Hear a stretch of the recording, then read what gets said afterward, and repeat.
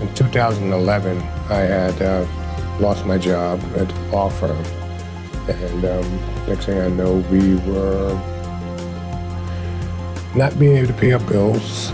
Our rent was getting behind. Further down in that year, I got hurt playing basketball and ended up with a cast on my foot. So I couldn't work for sure. I couldn't even then. Before then, I had temp jobs. They were not doing too well. They only lasted a couple of weeks. And so it wasn't enough to pay the rent, so we ended up getting put out of our apartment. And then we ended up being in a shelter. We had too much work to do anything but come through this. You know, I still remember Pastor saying we have nothing else to lean on. We didn't have anything, but God graced us through the whole thing.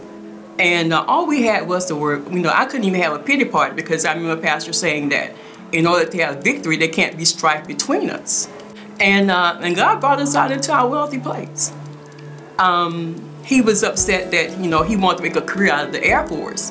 And he was sad that he couldn't do the 3 years. But that 3 years was enough seed to get us to where we are now. Because those 3 years, he qualified for the benefits. They knew I was a military veteran.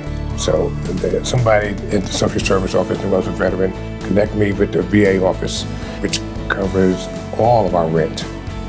And we ended up finding an apartment. They paid $1,300 a month.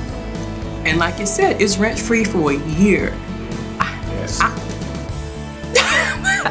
I'm speechless, you know. But then God said, you know, you need to take the limits off me because you're happy with the apartment. And I said, yeah, God, you can do this with a house. We want a home. So this is just the beginning.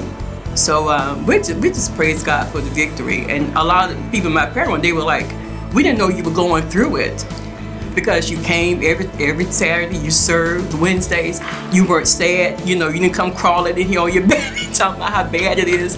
I said I couldn't do that because Pastor has shown us how to go through.